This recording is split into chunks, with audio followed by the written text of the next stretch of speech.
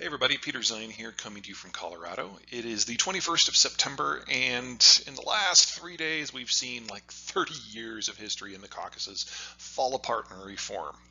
So a lot to unpack here. First of all, what are the Caucasus?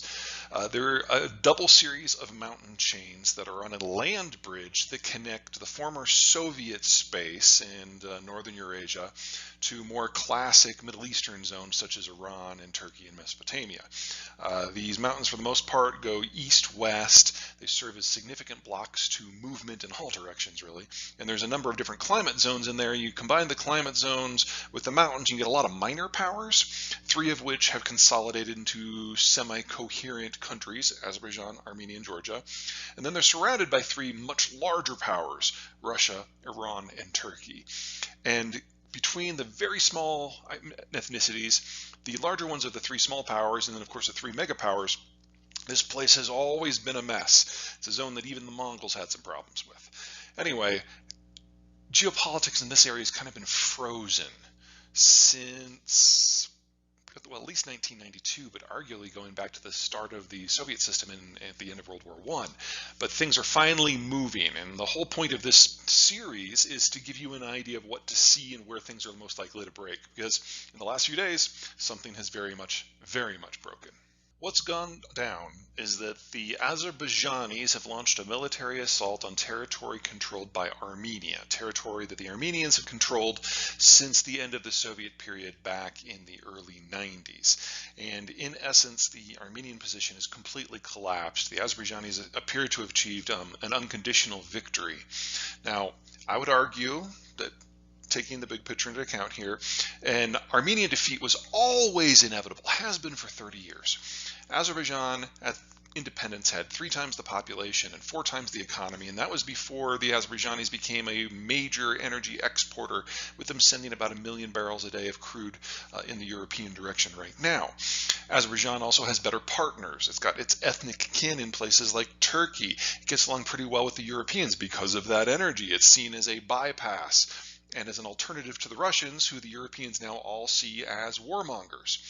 So the idea that Azerbaijan would emerge on top here isn't really a surprise. The issue is that it took so long, and that is because of the Russians. Russian strategic policy since the end of the Cold War has been about finding groups that it can leverage and turn into satellites and drive as wedges into different parts of communities or turn into roadblocks in the others.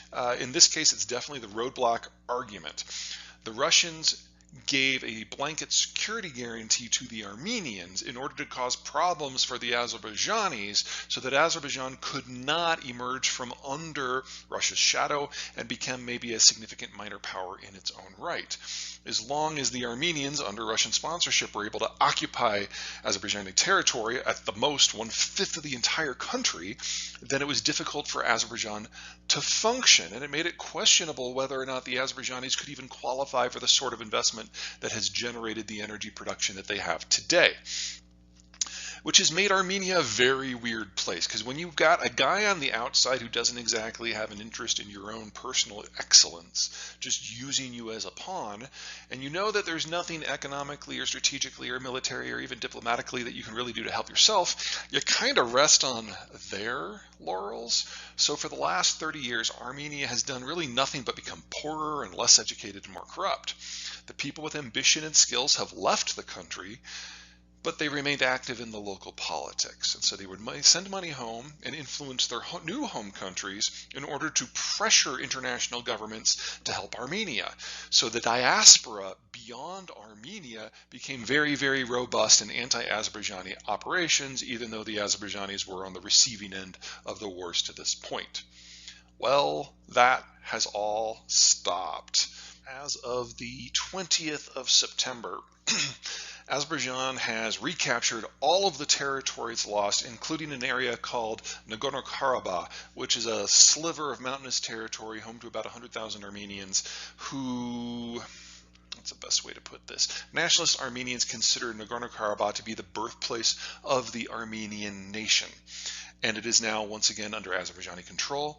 And as part of these forces' surrenders to the Azerbaijanis, they have agreed already to be completely demilitarized, and the formal negotiations which are really at the end of a gun now, to formally incorporate this into Azerbaijan proper with no autonomy have begun.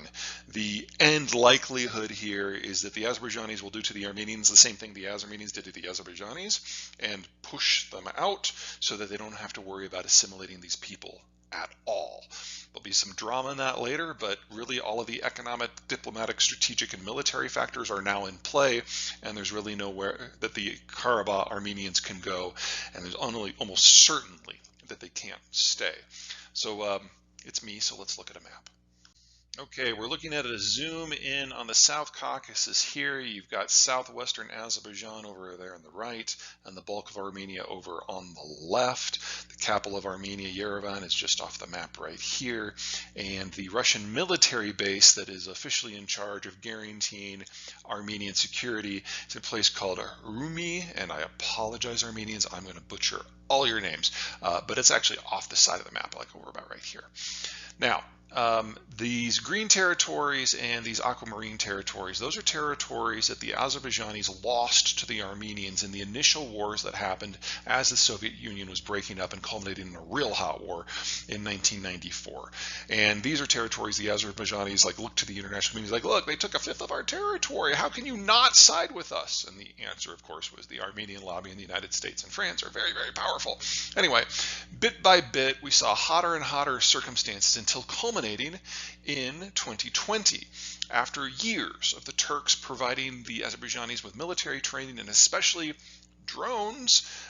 There was a lightning assault back in 2020 that lasted less than a month that basically obliterated every Armenian military asset that came into range of the Azerbaijani forces. And as part of the ceasefire, the Armenians had to give up the territories in green, and the Azerbaijanis just flat out conquered the aquamarine territories. And what that did is it left Nagorno, which is this little area, Nagorno-Karabakh, largely cut off. There's this little section down here called the Lakan Corridor, and that was the only way that the Armenians were able to get supplies in and out. And so over the last 2 years, what the Azerbaijanis have done as they reestablished control over their own territories is they started impinging upon this access point. This is a very, very mountainous area. In this map, obviously, everything looks flat. But it was very easy for the Azerbaijanis to limit access. And today, not only is there no functional road access, there's no electricity going into Karabakh as well, which is going to make it very, very easy for the Azerbaijanis to force the Karabakh Armenians to decamp for Armenia proper or places elsewhere. So this whole zone, all of this which is now reclaimed territory, is Azerbaijani under international law, always has been, but now it's under their de facto control, and they're going to shape the cultures of the areas there to their liking, really with limited problems from anyone else. Of course, just because this war is over doesn't mean that all wars are over. And for the next trick, Azerbaijan has another problem. There's this exclave over here called Nakhchivan. Sorry, Azerbaijanis, I'm going to mispronounce your names too. And it is again, internationally recognized part of Azerbaijan, but as you can see, it's not physically connected at all. There's a little sliver over here where it connects to Turkey, and that's really their only link to the outside world, because there's a de facto embargo going both ways along this entire border, as well as along this entire border. So the next phase for the Azerbaijanis will be to assert some degree of control over this road here, or maybe even this road up here, in order to get direct, unending access to their enclave. Now, the Armenian government realizes just how screwed they are, because a couple things here have changed. Number one, the Turks have put their fingers on the scale with those drones, and it's something the Armenians cannot stand up to at all. Second, the Russians, who have been at least nominally the security guarantors for the Armenians for the last several decades, well, they're kind of busy in Ukraine. They've actually thinned out the troops they have in Armenia, and they've proven completely incapable of helping the Armenians at all. So if you're in Armenia and you realize that your eastern border with Azerbaijan is blocked and hostile, and your western border with Turkey is blocked and hostile, and your northern one was with Georgia, who is at most going to be neutral, and the Azerbaijanis are looking at cutting this link with Iran, which is your last remaining outlet, you're on the verge of being landlocked and surrounded by hostile states on all sides. That's not feasible for a country that has less than 3 million people and no economy to speak of. So they know they had to give up Nagorno-Karabakh. They know they have to accept the terms of Azerbaijan.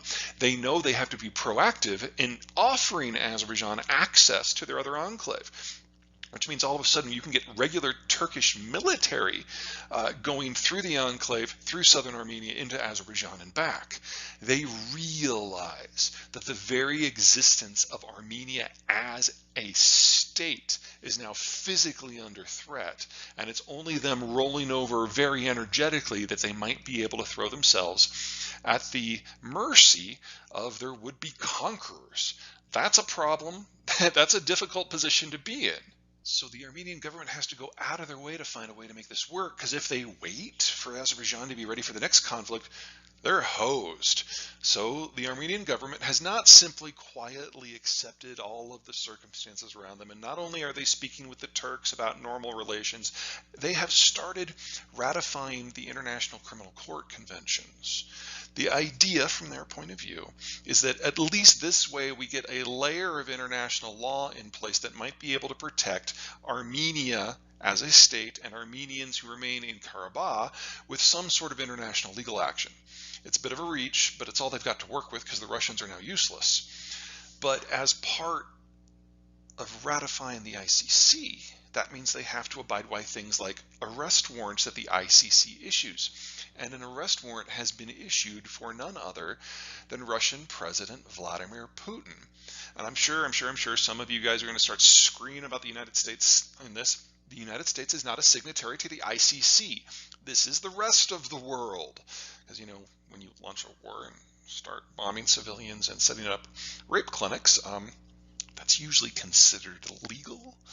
And so the security guarantor for the Armenians is now internationally wanted, and Armenia's only road forward that they can see means severing the relationship with the Russians completely. This is something they can do because they don't have a choice. Again, they're ringed by potentially hostile countries. The only way that the Russians can bring forces in and out are ironically through those hostile countries, Azerbaijan and more likely Georgia. But the Georgians have territories that the Russians are occupying too, so that's not exactly something that the Georgians are really eager to do. This is what it looks like when history starts moving again. We've had 3 decades of the Russians holding this all at bay, and it's all breaking free all at once. And this isn't the only place that Russian power is failing and allowing the logjam to finally break free. This isn't the only place we're going to be seeing rapid historical level shifts. And for the next one, we have to turn to Chechnya.